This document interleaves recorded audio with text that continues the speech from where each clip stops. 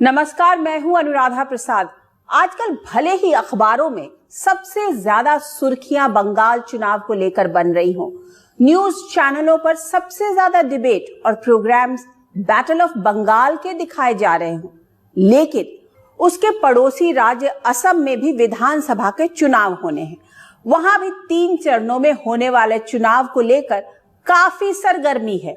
असम का नाम जहन में आते ही आंखों के सामने तैरने लगते हैं वहां के बड़े बड़े चाय बागान, ऊंचे ऊंचे पहाड़, उफनती नदियां, अटखेलियां करते झरने और हरी भरी घाटियां। असमिया संस्कृति को समृद्ध बनाने में वहां की प्रकृति का अहम योगदान रहा है। 7 सिस्टर्स में से एक असम के लोगों के सामने नई सरकार को चुनने की चुनौती है। इस बार के चुनावी नतीजे से यह तय होगा कि बीजेपी अपना वर्चस्व कायम रख पाएगी या नहीं। हमने अपनी खास सीरीज इतिहास गवाह है में असम के दास्तान को भी जोड़ने का फैसला किया, जिसमें मैं आपको असमिया समाज, संस्कृति और सियासत से जुड़े हर उस अहम पड़ाव से रूबरू कराने की कोशिश करूंगी जिसके दम पर असम की पावर पॉलिटिक्स आगे बढ़ती रही है। ये भी समझाने की कोशिश करूंगी कि आखिर असम का मिजाज देश के दूसरे हिस्सों से अलग क्यों है। असमिया बनाम बाहरी की लड़ाई क्यों नहीं खत्म हो रही। मोदी सरकार को नागरिकता संशोधन कानून का असम विधानसभा चुनाव में फायदा होगा या नुकसान।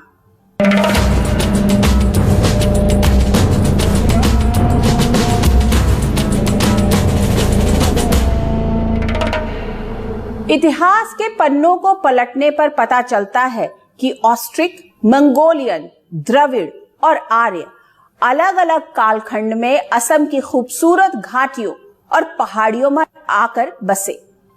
वहां की संस्कृति पर इन सब का असर पड़ा। अंग्रेजों के आने के पहले यहां करीब 600 साल तक अहोम शासकों का शासन रहा। असम की जमीन पर मुसलमानों के पैर लगभग 13वीं सदी में पड़े। वो दौर था मोहम्मद बिन बख्तियार खिलजी का। अंग्रेजों के दौर में पूर्वी बंगाल से बड़ी तादाद में मुस्लिम मारवाड़ी कारोबारियों के चाय बागानों में काम करने के लिए पहुंचे। चाय बागानों में रोजगार के मौके ने सामाजिक समीकरणों को तेजी से बदला। असम में मुसलमानों की 2 कैटेगरी हो गई, एक असमिया मुसलमान और दूसरे बंगाली मुसलमान। बदले सामाजिक समीकरणों का असर 1937 में हुए असम असेंबली के चुनाव में दिखा, जब मुस्लिम लीग की अगुवाई में सरकार बनी और मुख्यमंत्री बने मोहम्मद सादुल्लाह। बंटवारे के समय मुस्लिम लीग असम को पूर्वी पाकिस्तान में शामिल करवाना चाहती थी, जिसे रोकने के लिए गोपीनाथ बोरदोलोई की अगुवाई में एक बड़ा आंदोलन हुआ और असम पाकिस्तान का हिस्सा बनने से बच गया। आजाद भारत का हिस्सा बनने के साथ ही असम में अवैध रूप से रह रहे बाहरी लोगों का मुद्दा उठने लगा। 1951 की जनगणना के बाद एनआरसी यानी नेशनल रजिस्टर ऑफ सिटीजन्स तैयार हुआ, लेकिन पूर्वी पाकिस्तान में बांग्ला भाषा आंदोलन के साथ ही असमिया बनाम बाहरी मुद्दे ने जोर पकड़ा। ये वो दौर था जब भारी तादाद में पूर्वी पाकिस्तान से भागकर लोग असम में शरण लेने लगे थे।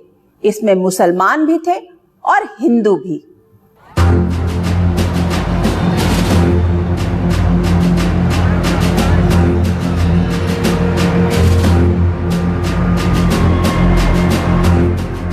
वो साल 1971 का था, महीना मार्च का। पाकिस्तानी आर्मी ने ढाका में ऑपरेशन सर्चलाइट शुरू कर दिया।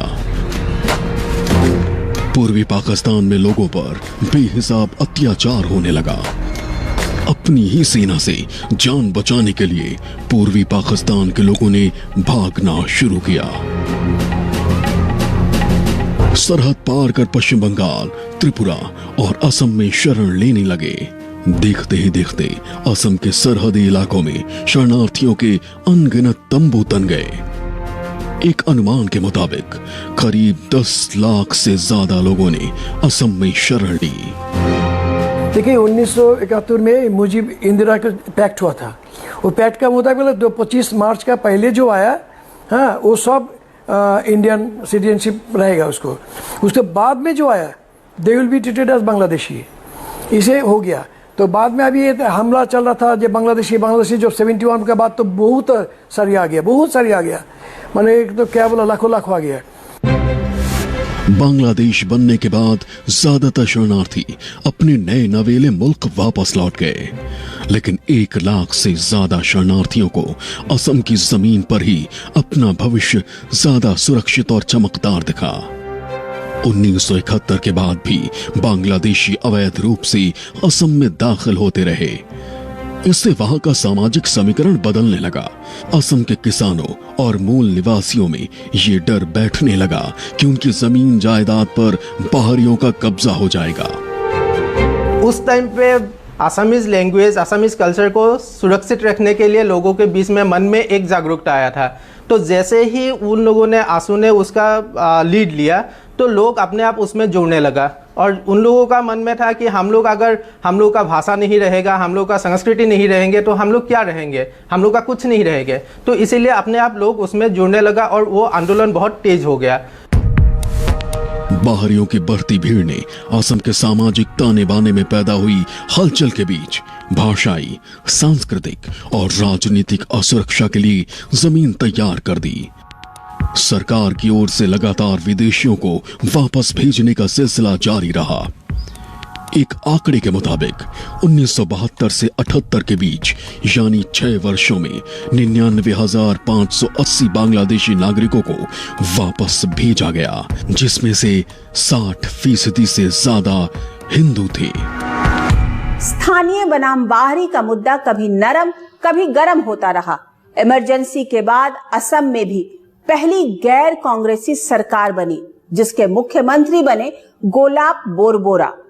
लोकतंत्र की नई आबो हवा में ऑल असम स्टूडेंट्स यूनियन यानी आसू और असम गण संग्राम परिषद के नेताओं ने घुसपैठियों के मुद्दे को जोर शोर से उठाना शुरू किया। बात 1978 की है। अक्टूबर महीने में आसू के 3 दिनों के सत्याग्रह का ऐलान हुआ। गुवाहाटी में पूर्ण बंद का आह्वान किया गया। छात्र नेताओं की मुख्य मांग थी नौकरियों में स्थानीय लोगों के लिए 80% आरक्षण। इसी दौर में असम की मंगलदोई लोकसभा सीट से सांसद हीरालाल पटवारी के निधन के बाद उपचुनाव का ऐलान हुआ। चुनाव के दौरान वोटरों की संख्या में 2 साल पहले हुए लोकसभा चुनाव की तुलना में बड़ा इजाफा देखा गया। आसू नेता पहले से ही वोटर लिस्ट में शामिल विदेशियों का मुद्दा उठा रहे थे।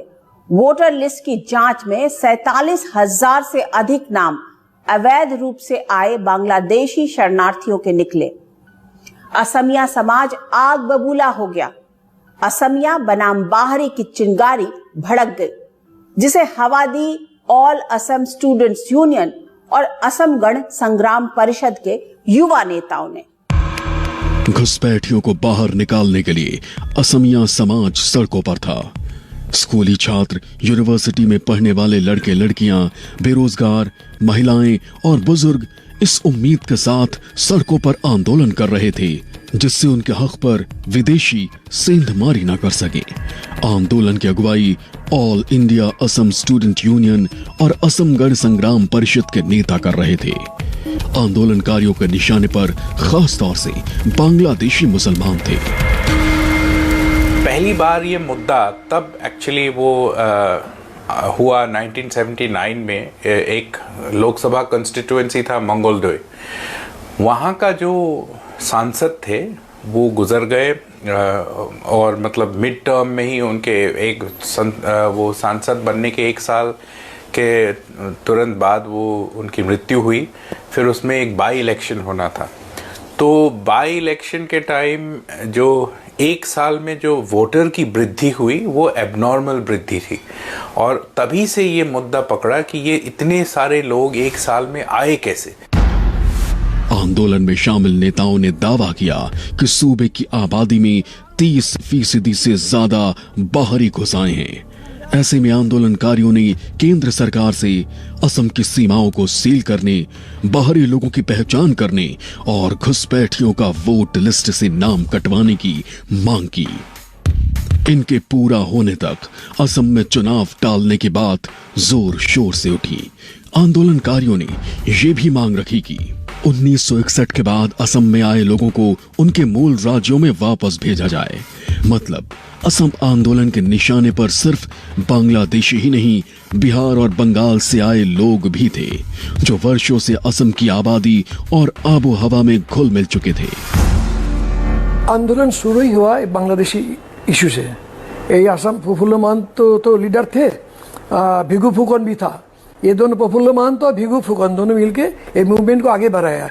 वो कह रहे कि बांग्लादेश जो है ना बॉर्डर है, ओपन बॉर्डर था, जब मर्जी आ रहा है। आप देखेंगे, आप जब जाएंगे करीमगंज बोल के एक जगह है बराक वैली में, खुला था एकदम, जब मर्जी आ रहा, सुबह आ रहा, शाम को चला जा रहा, कोई नहीं जा रहा है। अभी छुपा के रखता है, नहीं हम यहाँ का ही है। जब मैं ढाका का लैंग्वेज में बात करता हूँ तो जवाब देते हैं, हाँ साहब आपका बांग्लादेश में था घर, और हाँ था, तो पता लगता है बांग्लादेशी है।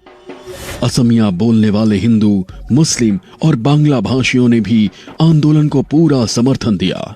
आंदोलन की आग असम के कोने कोने तक फैल गई। कई मौकों पर आंदोलन हिंसक टकराव में भी तब्दील हुआ, जिसमें जमकर खून खराबा हुआ। तब प्रधानमंत्री की कुर्सी पर थीं इंदिरा गांधी। असम के लगातार बिगड़ते हालात इंदिरा सरकार के लिए बड़ी चुनौती बन चुके थे। आसू और असम गण संग्राम परिषद किसी भी कीमत पर आंदोलन खत्म करने को तैयार नहीं थे। भाषा और सांस्कृतिक पहचान बचाने के नाम पर असम की जमीन खून से लाल होने लगी। इंदिरा गांधी की सरकार चाहती थी कि असम में विधानसभा चुनाव हो। यह बात 1983 की है। सरकार ने चुनाव कराने का फैसला ले लिया। राज्य की बड़ी आबादी ने मतदान का बहिष्कार किया, लिहाजा बहुत कम मतदान हुए। सूबे में ऐसी कई विधानसभा सीटें थी जहां चुनाव जीतने वाले उम्मीदवार को 1000 से भी कम वोट मिले। चुनाव के दौरान ही एक बहुत बर्बर कत्लेआम हुआ। हजारों आदिवासियों ने नेली क्षेत्र के बांग्ला भाषी मुसलमानों के दर्जनों गांव को घेर लिया और महज 7 घंटे के अंदर 2000 से अधिक बंगाली मुसलमान मार दिए गए। नेली नरसंहार आजाद हिंदुस्तान को सन्न कर देने वाली घटनाओं में से एक है।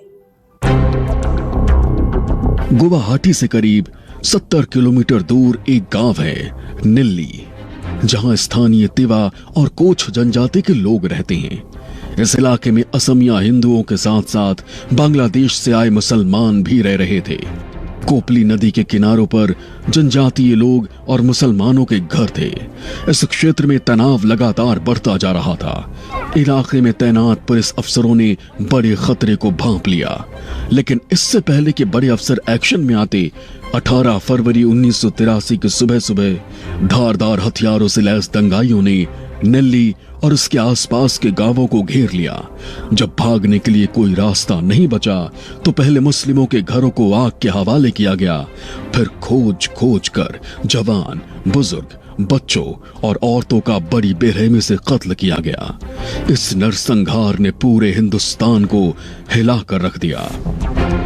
लोगों में इतना एंगर था और ही आसाम गण परिषद जो छात्र थे, ये यंग थे और ये लोग सोचे कि इसका समाधान अगर लीगली हम उनको बाहर नहीं कर सकते, जो बाहर से आए हुए बांग्लादेशीज हैं,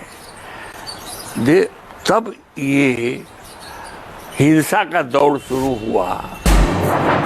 निल्ली नरसंहार में सैकड़ों लोग मारे गए, जो आजाद हिंदुस्तान के क्रूरतम नरसंहारों में से एक है। बाद में सरकार ने मुआवजे के नाम पर मृतकों के परिजनों को 5000 और घायलों को 3000 रुपए दिए। नरसंहार के बाद इंदिरा गांधी ने हिंसा की आग में जले इलाकों का दौरा किया और इसके लिए सीधे सीधे छात्र संगठन और आंदोलनकारियों को जिम्मेदार ठहराया। कोपली नदी के खून से लाल होने और सैकड़ों लोगों के शव आसपास के इलाकों में दफनाए जाने के बाद सरकारी जांच की प्रक्रिया शुरू हुई। जांच आयोग बिठाया गया। पुलिस की भूमिका पर सवाल उठे। दूसरी ओर नेल्ली में जिंदा बचे लोग सब कुछ भुलाकर जिंदगी दोबारा शुरू करने में जुट गए तो सियासत भी आगे बढ़ी। तब असम के मुख्यमंत्री की कुर्सी पर थे हितेश्वर सैकिया।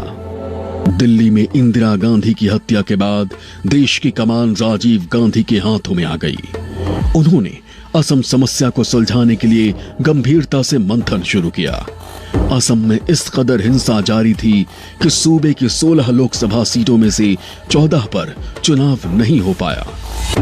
उर्दू स्पीकिंग मुस्लिम्स और बंगाली स्पीकिंग मुस्लिम्स और दोनों में मारकाट हुई। इसलिए आसाम की हिस्ट्री और रक्त रंजित है और उसके बहुत कॉम्प्लेक्स फैक्टर्स हैं। उसको सिंपल फार्मूला में रिड्यूस करना मुश्किल है। कॉम्प्लेक्स फैक्टर्स है। ऐसे में राजीव गांधी सरकार ने असम समस्या के स्थायी समाधान के लिए आंदोलनकारी छात्र नेताओं और संगठनों को बातचीत की टेबल पर लाने की प्रक्रिया शुरू की।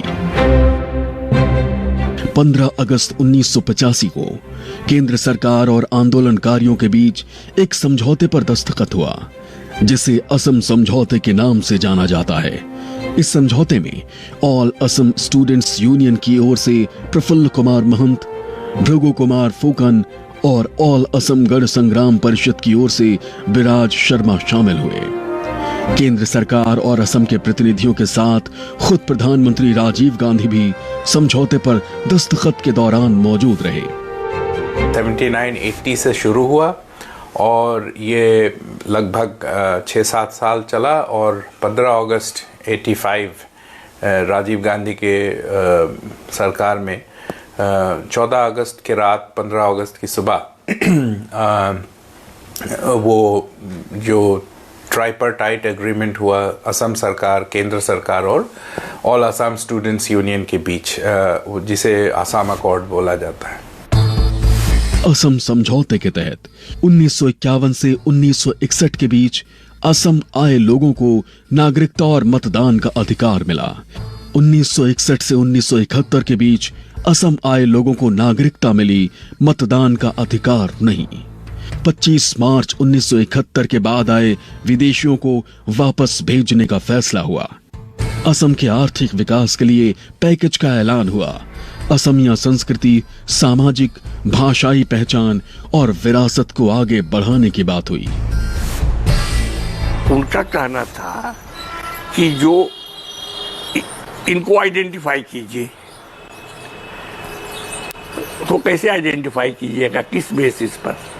इसलिए तय हुआ कि a certain date, cut off date, तो उस कट ऑफ डेट के पहले जो आए हैं उनको तो हम मानने को तैयार हो जाएंगे कि वो नागरिक हैं, कि सर्टेन डेट के बाद जो आए हैं उनको हम नहीं मानेंगे। उनको आइडेंटिफाई कीजिए and they should be expelled, उनको बाहर निकालिए देश, आसाम से। यही था। असम समझौते में आंदोलनकारियों की एक और बड़ी मांग मान ली गई। वो थी असम के मुख्यमंत्री का इस्तीफा और सूबे में नए सिरे से चुनाव। इसके पीछे आंदोलनकारियों की दलील थी कि 1983 में हुए विधानसभा चुनाव में असम के लोगों ने हिस्सा नहीं लिया था। 15 अगस्त 1985 को असम समझौते के मुताबिक मुख्यमंत्री हितेश्वर सैकिया को इस्तीफा देना पड़ा। राज्य में नए सिरे से विधानसभा चुनाव हुआ। ऑल असम स्टूडेंट्स यूनियन और असम गण संग्राम परिषद के युवा नेताओं ने मिलकर असम गण परिषद नाम से एक राजनीतिक पार्टी बनाई। विधानसभा की 126 सीटों में से 92 पर निर्दलीय उम्मीदवारों की जीत हुई, जिन्हें असम गण परिषद का समर्थन हासिल था। कांग्रेस 25 सीटों पर सिमट कर रह गई। असम गण परिषद के अध्यक्ष प्रफुल्ल कुमार महंत ने मुख्यमंत्री पद की शपथ ली। उनके सामने चुनौती थी असम के लोगों के उन सपनों को पूरा करने की जो उन्होंने आंदोलन की जमीन से दिखाए थे। घुसपैठियों की पहचान करना और उन्हें वापस भेजना आसान काम नहीं था, क्योंकि दशकों से असम में रह रहे बांग्लादेशियों का रहन सहन, खान पान और जुबान स्थानीय लोगों जैसा हो चुका था। असम आंदोलन से निकले नेता सत्ता तक तो पहुंच गए, लेकिन असम की जनता से किया हुआ वायदा पूरा नहीं कर पाए। 5 साल बाद ही कांग्रेस की सत्ता में वापसी हो गई। उसी दौर में 60 की दशक से जारी बोडो जनजाति का आंदोलन अपने अंजाम तक पहुंचने का इंतजार कर रहा था। आंदोलन से जुड़े लोग अपने लिए अलग राज्य की मांग कर रहे थे। उनका नारा था, जान देंगे बोडोलैंड लेंगे।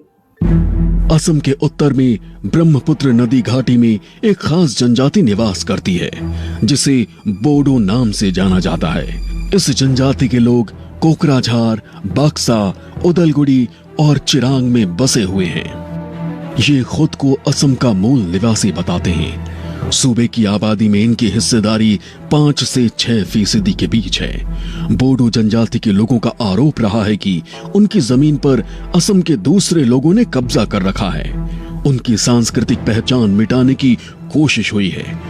80 के दशक में आंदोलन ने हिंसक रुख अख्तियार कर लिया। अलग बोडोलैंड राज्य की मांग जोर शोर से उठने लगी।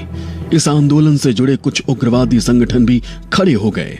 हिंसा की इस आग में सैकड़ों लोगों की जान गई। बोडो कम्युनिटी को भी अपना जो लैंग्वेज है, अपना जो कल्चर है, उसको सुरक्षित करना था। उन लोगों का भी डिमांड था कि हमें ये सुरक्षित करना है। धीरे धीरे वहाँ पे भी जो बोडो स्टूडेंट यूनियन है, उन लोगों ने वो ऐसे ही डिमांड करके फिर उन लोगों का एजिटेशन के रूप से शुरू हुआ था। फिर आपको पता ही है, अगर आप इंडिया जो मूवमेंट होता है, इंडिया का मूवमेंट के बारे में देखते हैं, तो एक ग्रुप में बांट जाते हैं। फिर कुछ लोग उसमें आर्म्स लेने की उसमें चले जाते हैं, कुछ आपका मानते हैं कि शांति उसमें चलना चाहिए। तो ऐसे ही कुछ उन लोगों से जाके आपका हथियार उठा लिया। हथियार उठाने के बाद उन लोगों ने वो तेज हो गया, उन लोगों का बहुत सारा आपका हिंसात्मक घटना होने लगा। अलग बोडोलैंड की मांग को लेकर सूबे के कुछ बोडो नौजवानों ने बंदूक उठा ली। हथियारों के दम पर हक लेने की बात ब्रह्मपुत्र घाटी में होने लगी। National democratic front of Bodoland यानी NDFB उग्र नौजवानों की अगुवाई कर रहा था, लेकिन अलग बोडोलैंड की ख्वाहिश रखने वाले सभी लोग हथियार के दम पर अपनी बात मनवाने के पक्ष में नहीं थे। ऐसे में आंदोलनकारियों के बीच मतभेद भी सामने आने लगे और बोडोलैंड आंदोलन 3 धाराओं में बंट गया। पहला, national democratic front of Bodoland, जो अपने लिए अलग राज्य की मांग पर अड़ा रहा। दूसरा, बोडोलैंड टाइगर्स फोर्स, जो अधिक स्वायत्तता की मांग पर आगे बढ़ा। तीसरा, ऑल बोडो स्टूडेंट्स यूनियन, जिसने बीच के रास्ते पर आगे बढ़ते हुए राजनीतिक समाधान की मांग की। बोडो अपनी मांगों और हक हुकूक के लिए लगातार आवाज बुलंद करते रहे। ऐसे में ऑल बोडो स्टूडेंट्स यूनियन और सरकार के बीच 1993 में पहला बोडो समझौता हुआ। इसके तहत बोडोलैंड ऑटोनमस काउंसिल का गठन हुआ, लेकिन ज्यादा अधिकार और स्वायत्तता के लिए आंदोलन जारी रहा। इसके 10 साल बाद यानी 2003 में संविधान की 6ठी अनुसूची के तहत बोडोलैंड क्षेत्रीय परिषद का गठन हुआ। उपेंद्र नाथ ब्रह्म की अगुवाई में शुरू हुए बोडो आंदोलन से जुड़ा मसला आज भी असम के लिए परेशानी का सबब बना हुआ है। असम में सत्ता बदलती रही, कभी कांग्रेस के पास तो कभी असम गण परिषद के पास, लेकिन वहां के लोगों की आंखों में पल रहे सपने साकार नहीं हो पाए। इतिहास गवाह है। असम स्पेशल के इस एपिसोड में बस इतना ही।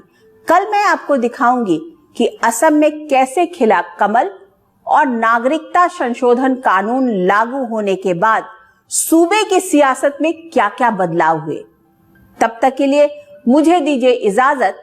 निष्पक्ष खबर, सटीक विश्लेषण और अपने हक से जुड़ी खबरों के लिए देखते रहिए न्यूज़ 24। नमस्कार।